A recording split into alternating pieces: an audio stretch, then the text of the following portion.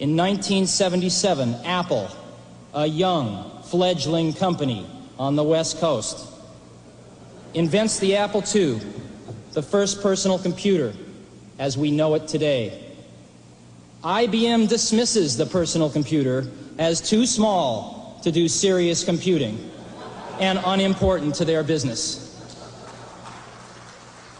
I feel incredibly lucky to be at exactly a 24-hour clock. We'd come in and program for a couple days straight.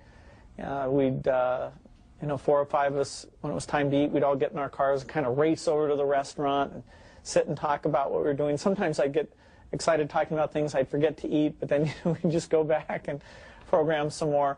It was us and our friends. I'd sit down in my room on the floor with sheets of paper spread all around with my computer design I was working on, and always I noticed that I was up pretty late at night and I had lots of Cokes, just it's part of that life. And I took this book home that described the PDP-8 computer, and it just, it was just like a Bible to me. I mean, all these things that for some reason I'd fallen in love with, like you might fall in love with a card game called Magic, or you might fall in love with doing crossword puzzles or something else, or playing a musical instrument. I had a little bit more working on it too. But I would set it down and let people type on the keyboard. I would explain what's in it. If they come up to me and ask a question, I can answer. You know, nowadays, I would have the ability to tell them what it is, you know, and be a little bit more promotional, but back then I could only answer questions that they asked me. But I got a group that started gathering around me. And Steve Jobs saw that I had a lot of interest around me at the club, and he said, let's start selling it. And let's make this company. Came up with the name Apple, and that's how it started. It was very clear to me that while there were a bunch of hardware hobbyists, and he was into it. He's like, you know, I can do it. And I said, no, you know, I believe you. You don't need to break it up and do it for me. No. Bill Gates can be so focused that the small things in life get overlooked. If he was busy, he didn't bathe. He didn't change clothes. We were in New York, and the demo that we had crashed the evening before the announcement, and Bill worked all night with some other engineers to fix it.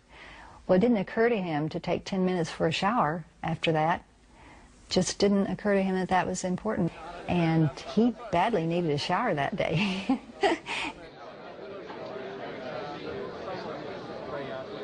At about noon, I guess, I called Bill Gates on Monday and said I would like to come out and talk to him about his products. Bill said, well, how's next week? And they said, we're on an airplane, we're leaving in an hour, we'd like to be there tomorrow. Well, hallelujah, right on. And Bill said, Steve, you better come to the meeting. You're the only other guy here who can wear a suit. So we figured, okay, the two of us will put on suits. We'll put on suits. Popped out the non-disclosure agreement, the letter that said that he wouldn't tell anybody we were there and that we wouldn't hear any secrets and so forth. He signed it immediately. IBM didn't make it easy. You had to sign all these funny agreements that sort of said IBM could do whatever they wanted, whenever they wanted, and use your secrets however they felt. But so it took a little bit of faith. They thought we had an operating system. Because we had this soft card product that had CP/M on it, they thought we could license some CP/M for this new personal computer they told us they wanted to do. And we said, well, no, we're not in that business. And when we discovered we didn't have he didn't have the rights to do that, and that it was not, he said, but I think it's ready. I think Gary's got it ready to go. I said, well, no time like the present, call up Gary. So Bill, right there with them in the room, called Gary Kildall, Digital Research, said, Gary, I'm sending some guys down. They're going to be on the phone. Treat them right. They're important guys. Gary had some other plans, and so he said, well, Dorothy will see you. And so we went down, the three of us. IBM showed up with an IBM non-disclosure, and Dorothy made a decision which I think it's easy in retrospect. Basically, every product the company had, we had committed to do for IBM in a very short time frame. There's a local company here in Seattle called Seattle Computer Products, a guy named Tim Patterson, and he had done an operating system, very rudimentary operating system that was kind of like CP/M. And we just told IBM, look, we'll go get this operating system from the small local company, we'll take care of it, we'll fix it up, and you can still do a PC. So I took a CP/M manual that I'd gotten from the retail computer store, $5 in 1976 or something, and used that as the basis for the application programming interface, the API for my operating system.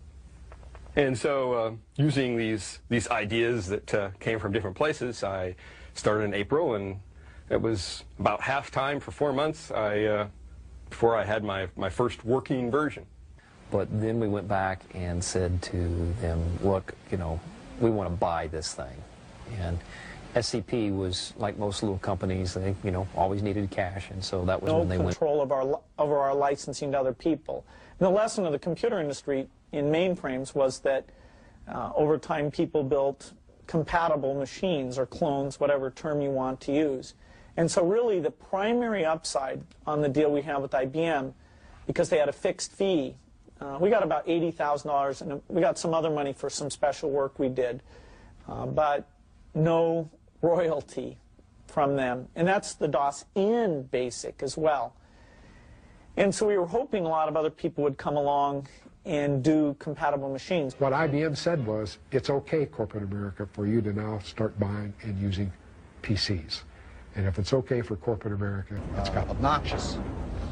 And this comes from his high standards. He has extremely high standards, and he has no patience with people who don't either share those standards or perform to them. And I'm also one of these people that I don't really care about being right, you know. I just care about success. And they showed me really three things. But I was so blinded by the first one that I didn't even really see the other two. One of the things they showed me was object-oriented programming. They showed me that, but I didn't even see that. The other one they showed me was really a networked computer system. They had over 100 Alto computers, all networked, using email, et cetera, et cetera. I didn't even see that. I was so blinded by the first thing they showed me, which was the graphical user interface. I thought it was the best thing I had ever seen in my life. Now, remember, it was very flawed. What we saw was incomplete. They'd done a bunch of things wrong, but we didn't know that at the time. It's still... And the then head of the Science Center asked me to give the demo because Steve specifically asked for me to give the demo. And I said, no way. I had a big argument with the Xerox executives telling them that they were about to give away the kitchen sink. And I said I would only do it if I were ordered to do it, because then, of course, would be their responsibility. And that's what they did. I think mostly what we got in that hour and a half was inspiration. And basically just sort of a bolstering of our convictions that a more graphical way to do things would make this business computer more accessible. After an hour looking at demos, they understood our technology and what it meant more than any Xerox executive understood it after years of showing it to them. Basically, they were copier heads that just had no clue about a computer or what it could do. And so they just grabbed defeat from the greatest victory in the computer industry. Xerox could have owned. We didn't do something here. The Apple II was running out of gas. And we needed to do something with this technology fast, or else Apple might cease to exist as the company that it was. And so I formed a small team to do the Macintosh. And, you know, we were on a mission from God, you know, to save Apple. And then he looked up at me and would have missed. Steve was upset that the Mac took too long to boot up when you first turned it on. So he tried motivating Larry Kenyon by telling him, well, you know how many millions of people are going to buy this machine? There's going to be millions of people. And let's imagine that you can make it boot 5 seconds faster. Well, that's 5 seconds times a million every day. That's 50 lifetimes. If you can shave 5 seconds off that, you're saving 50 lives. And so, you know, it was a nice way of thinking about it. And we did get it to go faster. Jobs talked to Bill at some industry conference and said, hey, we're doing, I think Lisa was sort of in development. Right. He said, oh, it was a pressure cooker. We were working until we finished. We couldn't go to sleep or anything. I was up for 3 days before in that very last push. And finally, just the stars aligned, and the last release we made at 6 a.m. that morning. I remember how nervous Steve was before the introduction of the Macintosh. And the rehearsal the night before was a total disaster. Nothing seemed to go right. Steve was upset at everybody. We wondered how in the world we were ever going to get through the introduction the following day. But when that moment came, Steve was a master showman.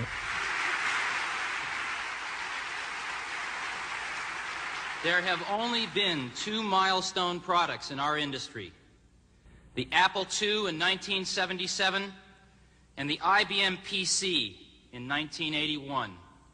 Today, 1 year after Lisa, we are introducing the third industry milestone product, Macintosh. Many of us have been working on Macintosh for over 2 years now, and it has turned out insanely great. You've just seen some pictures of Macintosh. Now I'd like to show you Macintosh in person.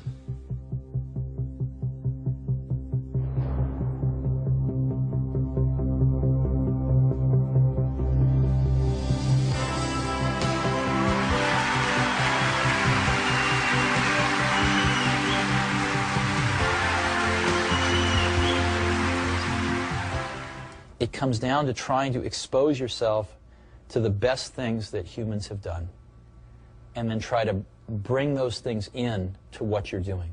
I mean, Picasso had a saying, he said, good artists copy, great artists steal.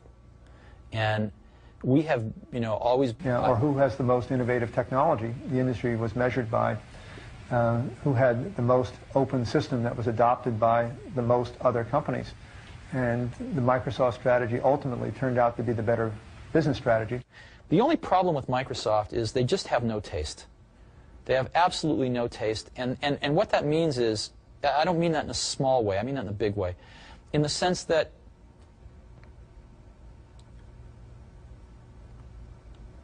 they don't think of original ideas, and they don't bring much culture into their product.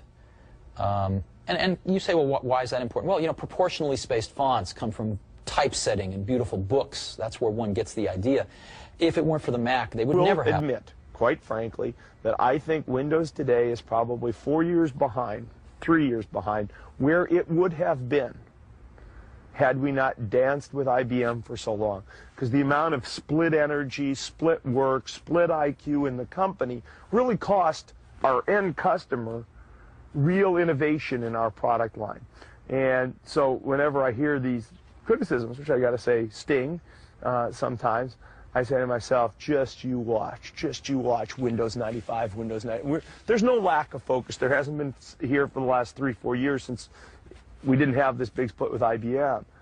And I think even in the operating systems area, now you'll start to see clear, and people will recognize clear leadership.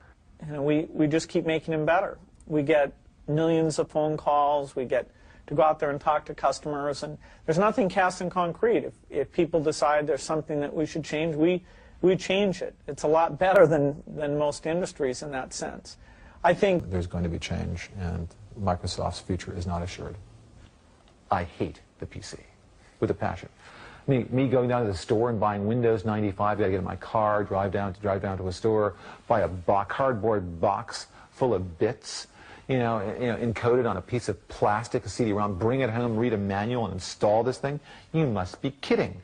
You know, put the stuff on the net. It's bits. Don't put bits in cardboard. Cardboard in trucks. Trucks to stores. Me go to the store. You know, pick this stuff out. It's insane.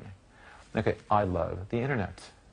I want information, you know, it flows across the wire. And if you talk to people that use the Macintosh, they love it. I mean, you don't hear people loving products very often, you know, really. But you could feel it in there. There was something really wonderful there. We shall prevail. On January 24th, Apple Computer will introduce Macintosh. And you'll see why 1984 won't be like 1984.